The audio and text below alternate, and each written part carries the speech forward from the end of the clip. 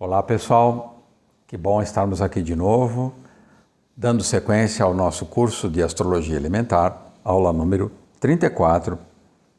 Estamos tratando das casas terrestres e vamos para a nossa segunda reunião de casas terrestres. Hoje temos a nossa convidada, Maria Gabriela.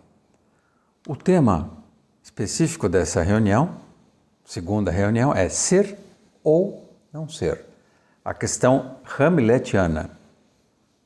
Como é que você vê isso, Gabi? Na sua vida, quando você está tocando o seu dia a dia, você tem noção dos momentos que você é e dos momentos que você não consegue ser? É necessário fazer observação de cada momento e sim, lógico, quando a gente vai vivendo o dia e percebe que você está sendo levado pelas circunstâncias.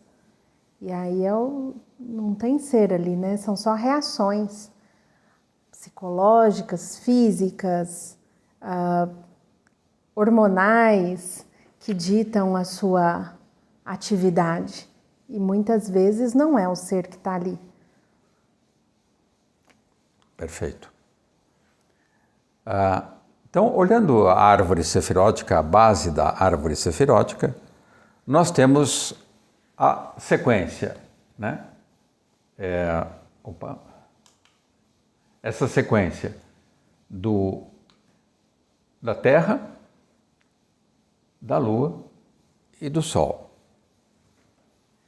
Quando nós encarnamos, quando nós descemos aqui para vivenciarmos as casas terrestres, nós saímos do plano espiritual, nos revestimos da alma, até construirmos esse invólucro físico mineralizado que é o corpo, que é o veículo que nós usamos para continuar nossa evolução nesse planeta. Portanto, é um corpo feito do material que a Terra nos oferece. É uma combinação desses materiais onde forças cósmicas interferem na construção do nosso esqueleto, dos nossos órgãos, da nossa pele, da nossa inteligência, das nossas habilidades. Então, há uma descida. O espírito desce na matéria. Então, essa descida, ela acontece através de forças retroativas. Há um processo de condensação. Nessa condensação ocorre porque o ser humano, na sua evolução, sofreu o processo de queda. A queda nos projeta nessa dimensão telúrica, cristalizada, mineral. E os signos que mais colaboram para essa cristalização são Touro e Câncer. Touro está muito ligado ao corpo mesmo, ao corpo físico, à materialidade. E Câncer está ligado, associado à alma. Então nós poderíamos dizer que Touro é a terra e Câncer a alma.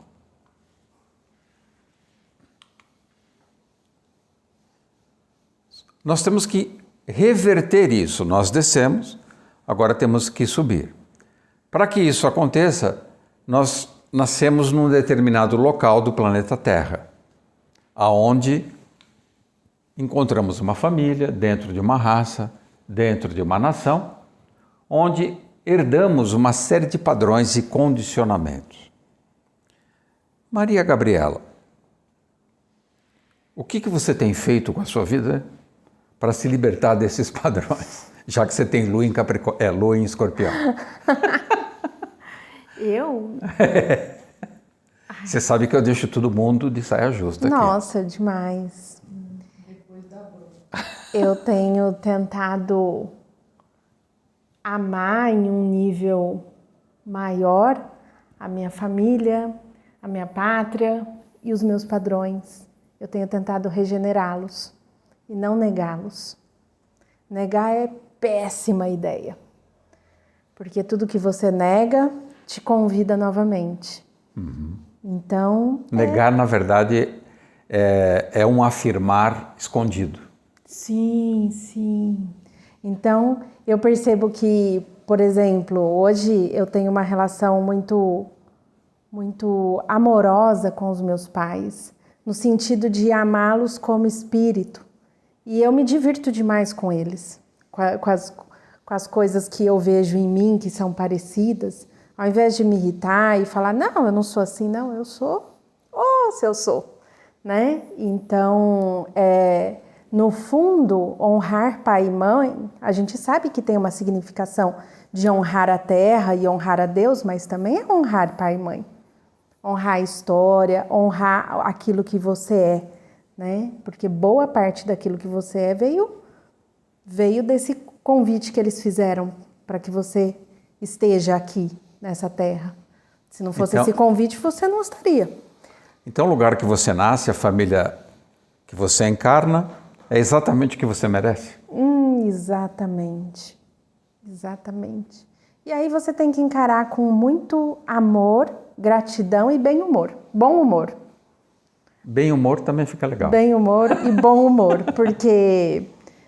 e aí você começa a perceber coisas em você, tipo, quando eu fico brava, eu fico muito parecida com meu pai, né? E o meu pai tem um jeito super explosivo. E aí eu começo a achar graça. E é engraçado que eu começo a achar graça e mostrar para ele que é engraçado. E aí ele começa a perceber nele também, coisa que ele nunca tinha percebido. Olha que bom, né? Então, é amar. Amar, aceitar e agradecer. E não negar. Pelo menos é isso que eu tenho na minha experiência. Bom. O caminho da negação é um caminho saturnino, que é um caminho também, digamos assim, de aniquilamento da alma. Sim. Quanto mais você nega, mais um pedaço da sua alma morre. Sim. O caminho evolutivo é um caminho necessariamente afirmativo. Você deve agradecer e abençoar tudo, absolutamente tudo que o destino coloca em suas mãos. Sim, sim. Então, a partir desse padrão inicial, desse suporte encarnatório, o seu berço, nós temos que iniciar uma subida. Quem faz esse começo, quem ajuda esse começo da subida, é um planeta que tem asas para poder subir, que é Mercúrio. Então, é importantíssimo para quem realmente está interessado em evoluir, estudar muito o planeta Mercúrio no seu tema natal, para ver em que medida essas asas estão ajudando a subir ou estão com cãibra ou com preguiça de bater. Quem tem preguiça mental, preguiça intelectual, é um problema. Por quê? Porque não tem o gosto da autoinstrução, da autodidática. Então, sem um desenvolvimento intelectual, é muito difícil compreender a astrologia no seu âmago, entrar no reino do simbolismo, da simbólica, e não só estudar, mas aprender a, através desses símbolos, desenvolver a intuição, que é o suprassumo do conhecimento. Você pega todo aquele manancial aprendido e vai além, ultrapassa. Então, mover-se decidido em direção à casa do Pai, subir com as asas do entendimento. Esse é o grande auxílio do planeta Mercúrio. Ozzy, com licença. Claro. Eu falei que isso não é uma tarefa fácil, porque na medida que você decida olhar para os seus pais com amor e entendimento, você vai perceber que eles não fizeram a lição de casa e que eles trouxeram para essa existência, para esse presente momento, dores que vieram dos seus pais, que por conseguinte vieram dos pais deles. Então nós carregamos cicatrizes transgeracionais e que se refletem na matéria hoje. E aí o entendimento só é muito importante, mas ele sozinho não funciona. Você precisa entender, compreender aquilo que te cabe e aquilo que não te cabe, você colocar no lugar certo. Ou seja, o lugar de isso não me pertence e eu perdoo. Porque as feridas, elas passam. O abandono, né? As traições entre os cônjuges, que era muito mais presente no passado, né? Então, os homens traíam as suas esposas, então tem muitos filhos de homens que foram infiéis, de homens que foram alcoólatras, né, que machucaram os seus filhos. Isso vai passando de geração para geração. Então o entendimento é fabuloso, mas o perdão é muito necessário. Senão ninguém vai para frente. O perdão torna a asa de Mercúrio, a ausência do perdão torna a asa do Mercúrio pesada. Ele não consegue levantar voo. Então, nós temos que agora o nosso trabalho é sair das casas terrestres, de tudo aquilo que nós recebemos enquanto encarnamos, e através de um esforço de entendimento e limpeza anímica, como disse a Maria Gabriela, que é o perdão, e como disse a nossa irmã Cristiana na reunião anterior, e para Urano, que é a fusão de Marte e Vênus, o planeta do amor libertador. E assim retornamos às casas celestes, que é o órfão. O órfão, ele entende no sentido simbólico que o reino dele não é deste mundo. Então ele está mais empenhado em voltar ao seu mundo de origem, que é a casa do Pai. Então, reforçando, quem não renunciar ao pai, mãe, irmãos, não pode ser meu discípulo, disse Cristo. Isso é muito sério. Então, ser órfão, como nós já estudamos, enfatiza a condição daquele que venceu as forças telúricas e lunares da Terra e da Lua, como nós vimos, e preparou-se para assumir as responsabilidades e encargos para colaborar com a grande obra de Deus.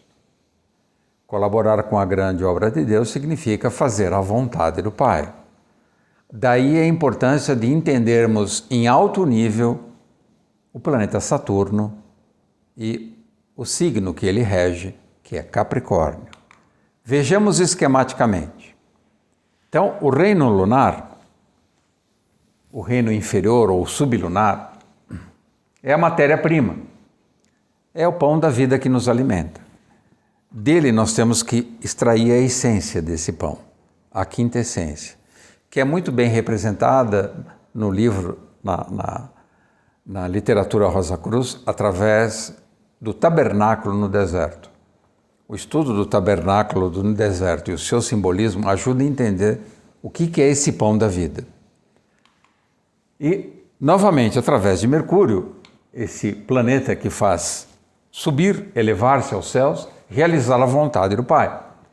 Então, corpo, alma e espírito se encaminham para a dimensão divina. E Saturno, que ocupa o ponto mais alto do zodíaco natural, regente de Capricórnio, representa então a concentração na grande obra. Tanto é que Capricórnio é chamado o signo ou o portal da entrada dos deuses na Terra. Os deuses entram na Terra quando o Sol ingressa no signo de Capricórnio, que é um solstício, o solstício do Natal ou o solstício do inverno no hemisfério norte. Esse Natal quer dizer nascimento, quer dizer nascer. No Natal nascem os salvadores do nosso planeta. Então Saturno é o planeta que nos ajuda a escalar a montanha para fazer o trabalho que Moisés fez, o trabalho que Cristo fez quando fez o sermão da montanha. Então essa montanha representa um pináculo, um apogeu do crescimento espiritual. É onde você tem uma visão panorâmica da sua missão na Terra. A casa 10 do nosso tema natal tem um pouco essa ideia. É de lá que você consegue ter uma visão panorâmica do que você veio fazer nessa encarnação.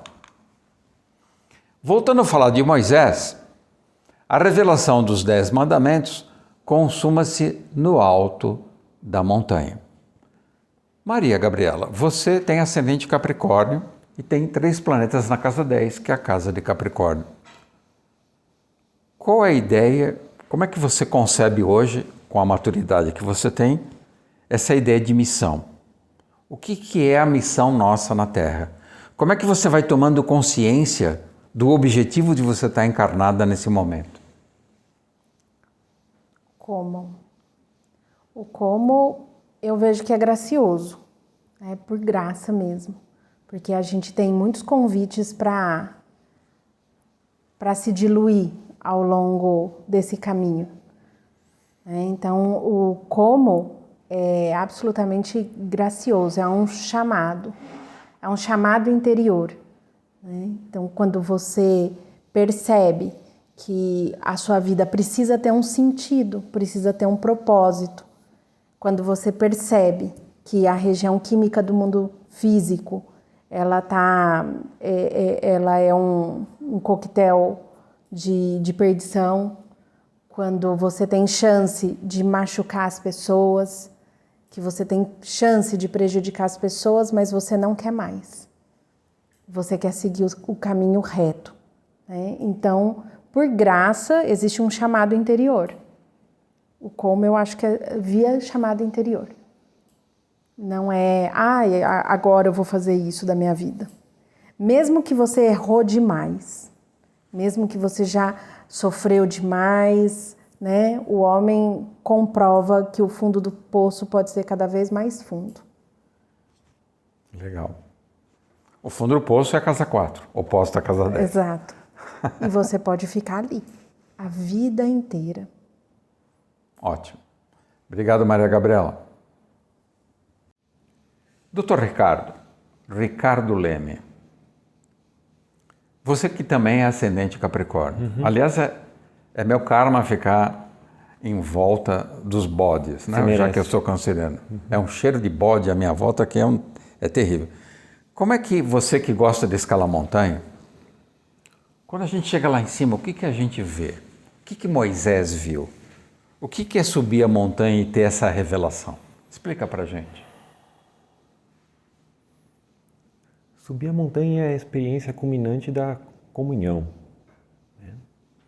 Ele viu o que estava acessível a ele na medida em que ele se tornou um ser, ao ponto de ele poder encontrar face a face com aquele que se designa aquele que é. Diga que eu que sou. Então, de algum modo, para que Moisés encontrasse o alto da montanha, ele encontrou consigo antes. Só quando a gente encontra consigo que no alto da montanha alguma coisa pode acontecer. Se não, no alto da montanha a única coisa que é possível se realizar é o que se realiza a todos aqueles que são bem-sucedidos nesse mundo.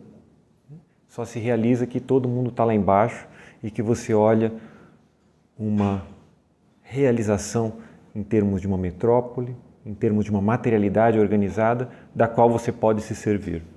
Mas quando você também se torna um ser que pode se designar como aquele que é, eventualmente você pode passar pela experiência de Moisés, que é tornar-se um elo entre a realidade celeste e a realidade terrestre. Então a mensagem que lhe cabe no alto da montanha é guardar em si e mostrar para os outros, e conduzir os outros, e ser um Moisés. Então, a experiência da culminância da montanha é ser, para que algo pode acontecer. Porque a manifestação de Deus não depende de você. Então, é bonito, né? Então, o topo da montanha é o encontro com o próprio ser. Bonito. Então, a montanha comporta a imagem tradicional da culminância dos esforços. Saturno, Capricórnio, a plenitude da lei dentro de si, como disse o Ricardo, e do trabalho, todos eles integrados à consciência que já está dirigida por uma meta suprema, que é a vontade divina. Tradicionalmente se diz que quando o discípulo está pronto, os mestres aparecem.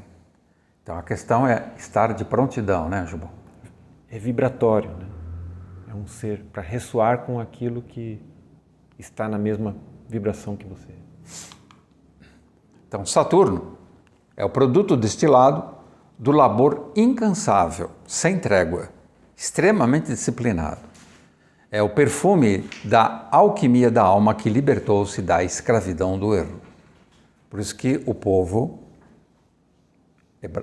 hebreu se libertou do Egito, ou seja, o simbolismo se libertou do erro, da ilusão e da magia profana.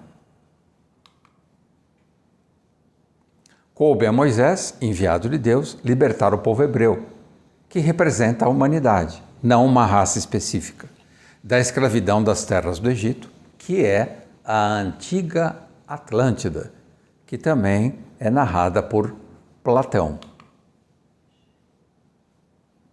No final da época Atlântica, a humanidade desviou-se das linhas naturais. Essa humanidade que se desviou é a que nós chamamos de povo egípcio ou Egito. Não é o Egito, não tem nada a ver com o Egito de hoje.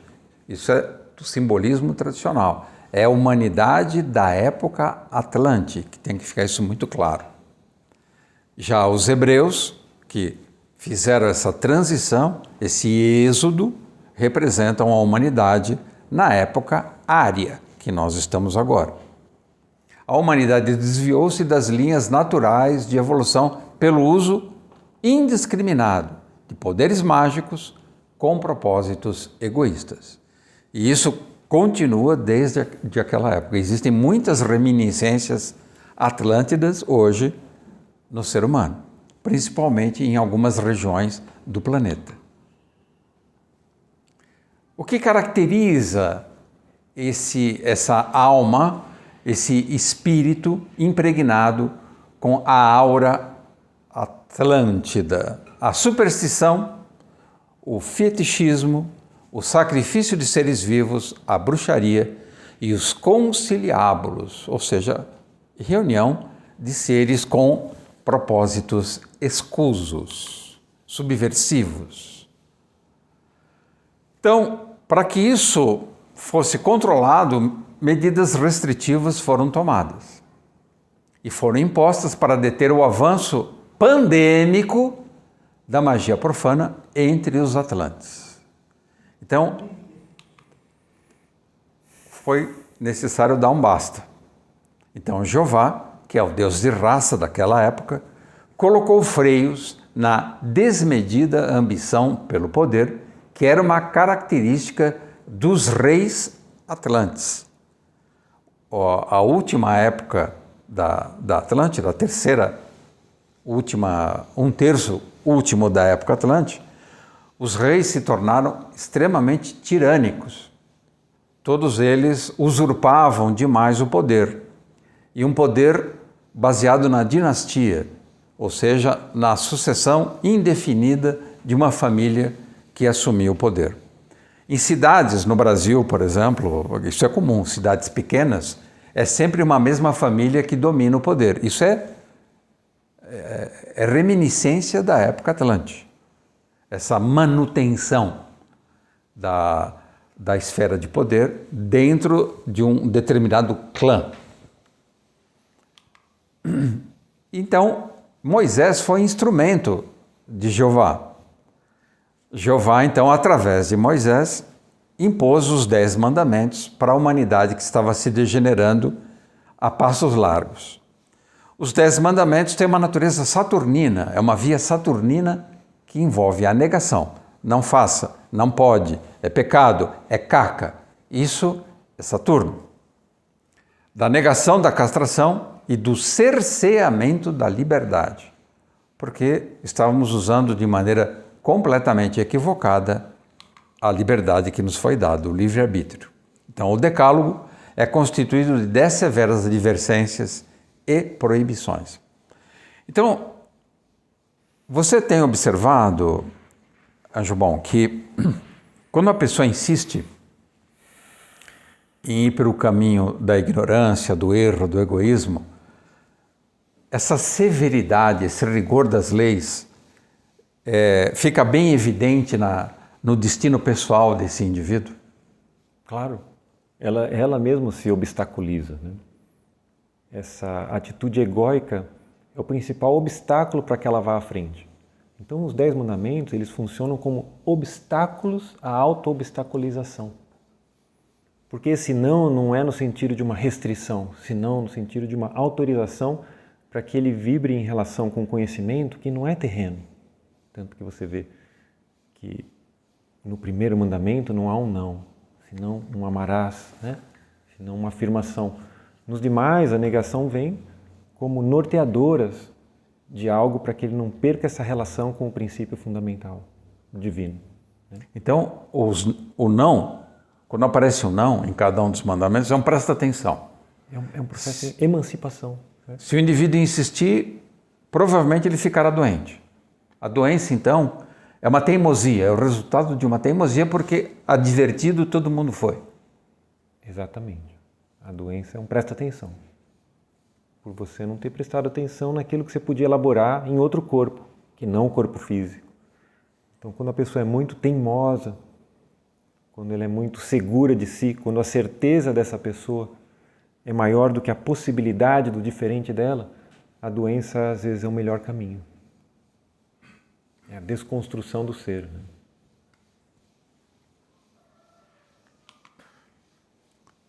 Então, veremos como essas sanções incidem sobre as casas terrestres.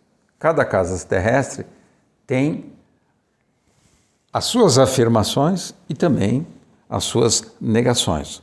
O que se deve fazer e o que não é muito interessante executar.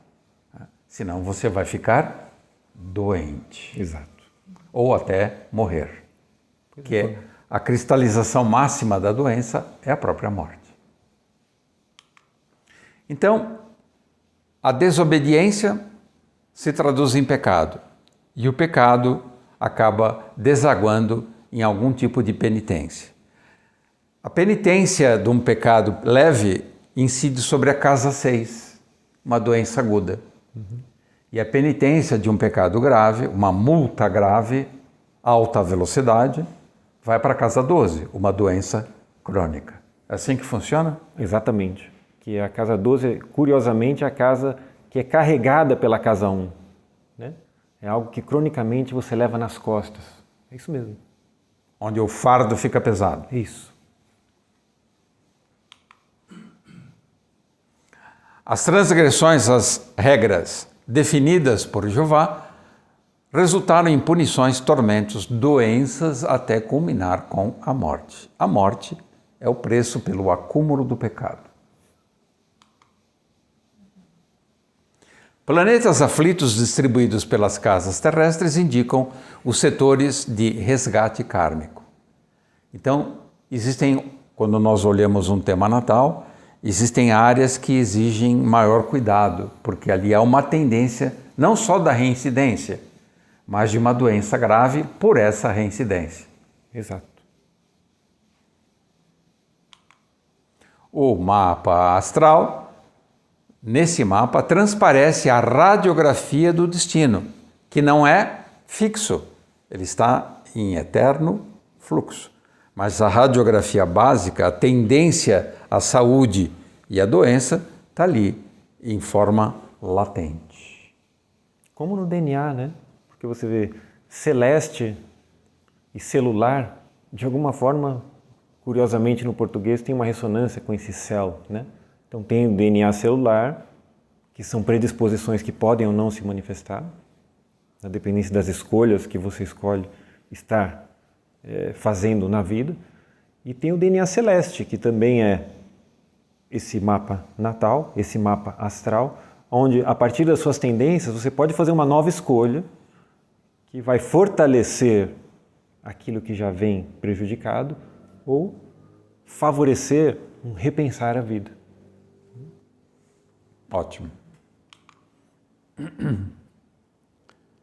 Estudando o nosso tema natal, o nosso mapa astral, podemos corrigir, e esse é o nosso dever, os desatinos, os descuidos, os descaminhos que acumulamos durante, às vezes, muitas e muitas vidas, que nós chamamos de círculos viciosos, que, como nós abordamos aqui com a doutora Cristiana, podemos observar desde os nossos antepassados, reincidindo nos nossos descendentes, filhos e netos.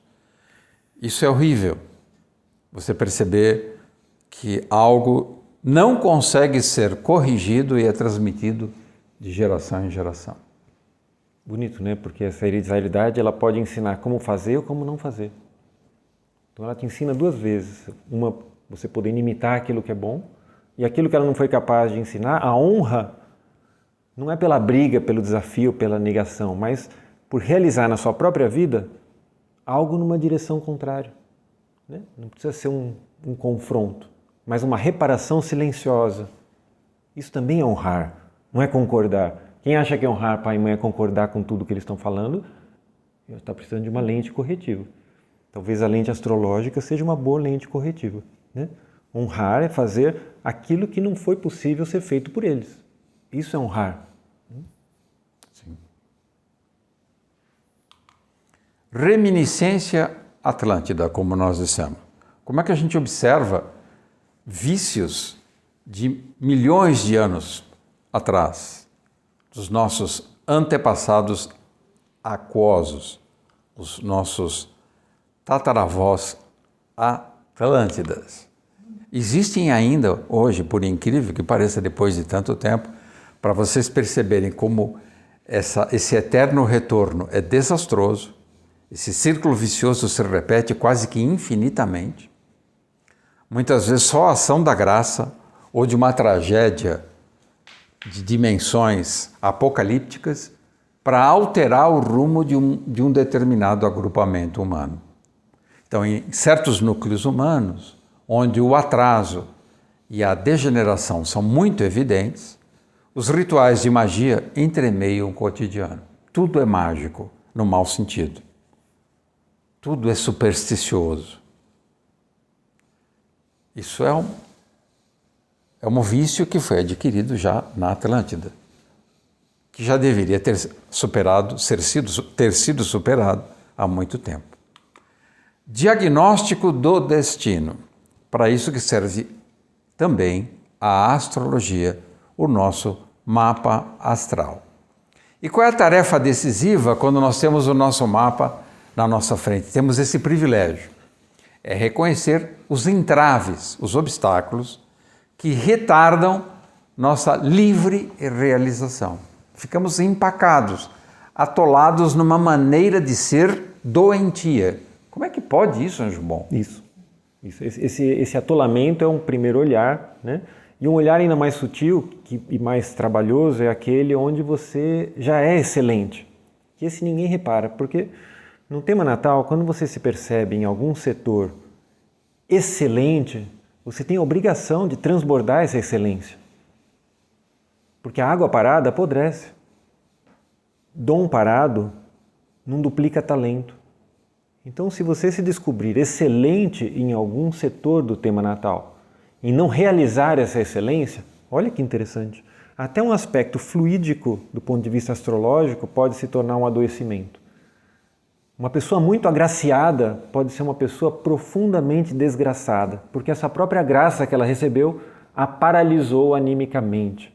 É muito comum você ver uma pessoa muito pródiga, interes desse plano, que é algo que nos consola em algum grau, ser paralítica do ponto de vista anímico. Não realizar nada, senão para si mesmo e para aqueles que estão próximos. Né? E nada contra. Isso é só uma observação. Né? O grau de liberdade que o arbítrio nos permite é surpreendente, porque isso tudo acontece negando um princípio divino de abundância e de compartilhamento, e as pessoas permanecem vivas. Né? Mas a desgraça também permeia das formas mais diversas esses agrupamentos, as pessoas que fazem essas escolhas, né? De enterrar os talentos em favor pessoal. Ótimo. A Escola Rosa Cruz tem uma obra particularmente dedicada ao estudo da saúde. E o que causa a origem das enfermidades, em função desse desregramento, da manutenção de determinados ciclos ou círculos viciosos. Esse livro chama Astrodiagnose, um guia para a saúde. Recomendamos. Então, o mapa natal é um guia seguro, seguríssimo, para quem quer retomar a rota evolutiva. É um dos mais eficazes, né? Para se entender e reassumir o caminho. É porque é o plano de saúde mais verdadeiro que pode acontecer. É um plano de saúde onde não tem nenhum pressuposto, onde não tem nenhum contrato tácito. É um plano de saúde que vem dentro de uma realidade transcendente para que você abra, para que você aprenda. Não tem obstáculos, né? Tem pessoas que sabem, tem uma literatura. Você pode apropriar-se da própria vida. Legal. Seu timoneiro. Isso. Da sua embarcação. Conduzir o seu leme. Certo, Leme? Certo. Ricardo Leme. Isso. Obrigado, Ricardo. Obrigado a você, Oswaldo. Valeu, pessoal. Obrigado por nos acompanhar. Estaremos de volta. Lembrando que entramos ao ar às quintas-feiras. Que as rosas floresçam em vossa cruz. Na vossa também. Obrigado. Se você gostou do nosso vídeo, se inscreva no canal e ative o sininho. E compartilhe com os amigos. Que as rosas floresçam em vossa cruz. Na vossa também. Obrigado.